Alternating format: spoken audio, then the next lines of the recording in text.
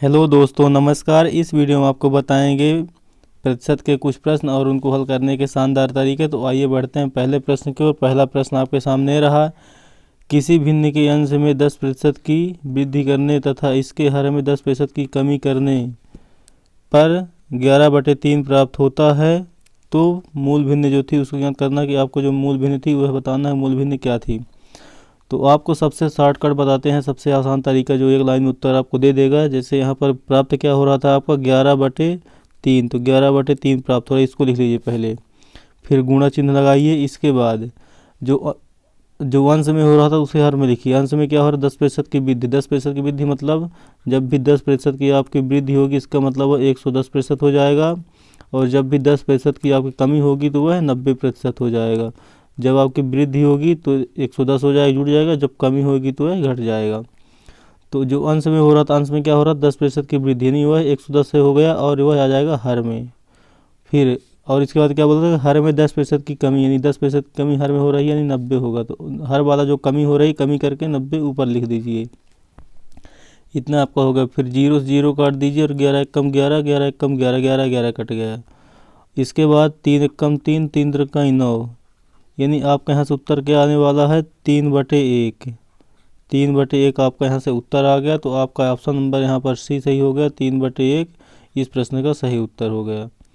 अब बढ़ते हैं अगले प्रश्न की ओर। अगला प्रश्न आपके सामने क्या रहा है, यहाँ पे दिया है, वो पूछा है किसी भिन्न के अंश में 20% की कमी तथा हर में 20% की वृद्धि करने से 4/3 प्राप्त होता है। तो मूल भिन्न आपको ज्ञात करना है।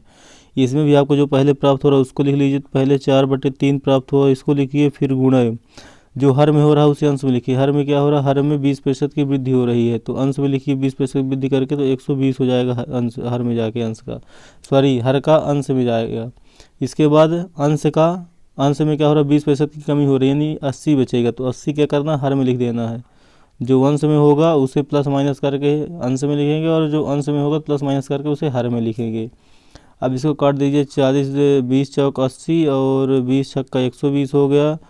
फिर 4 से 4 कट गया, 3 एकम 3 और 3 दूना 6।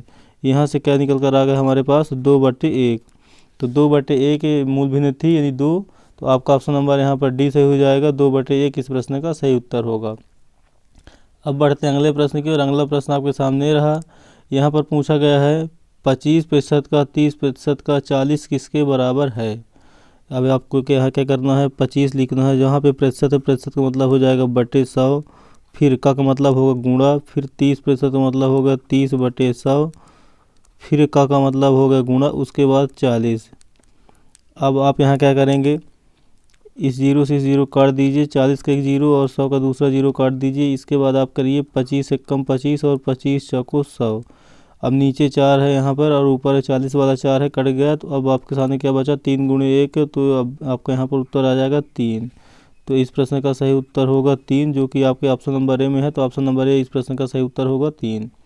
अब बढ़ते हैं अगले प्रश्न की और। अगला प्रश्न आपके सामने रहा। पूछा है 40% का 60% का 25/3 किसके समान है, ये आपको बताना है। तो यहाँ पर भी वैसे ही करना है आपको। 40 है, 40 फिर प्रतिशत का मतलब हो जाएगा 100। फिर गुणे का मतलब गुणा। फिर 60% का मतलब 60/100 हो जाएगा।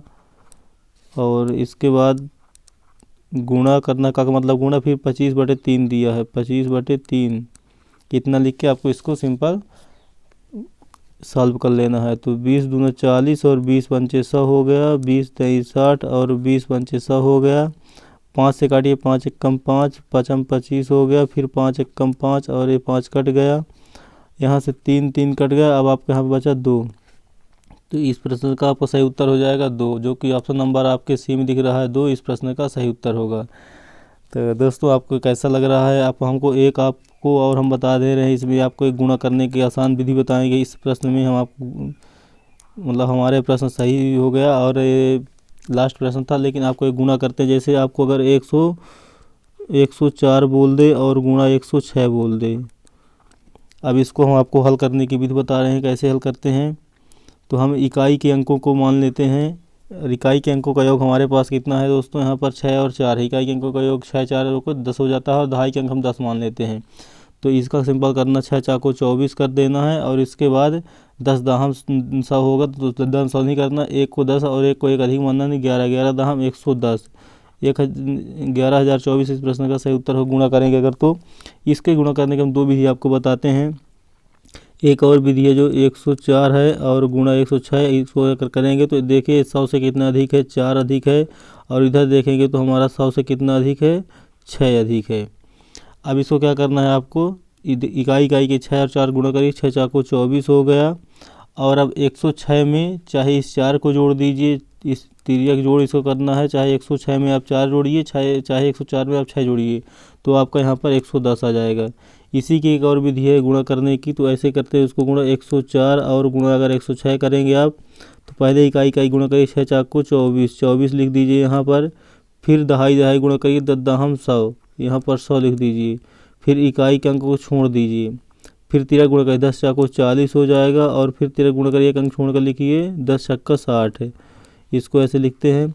इसके बाद जोड़िए अब सभी को 4 और यहाँ पर 2 और 6 4 10 और एक यहाँ तो वहाँ से लिखता है 1 और 1, यहाँ से भी आपका 11,024 है, यहाँ से भी 11,024, यहाँ से मतलब 3 प्रकार से हम आपको गुणा करने को बताए हैं सिंपल तरीके से, कि आपको किस तरीके से आपको आसान लग रहा है आप हमें जरूर कमेंट में बताइए।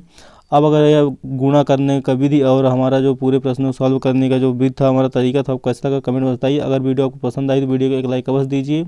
अब मिलेंगे दोस्तों नेक्स्ट वीडियो में, तब तक के लिए दोस्तों जय हिंद जय भारत।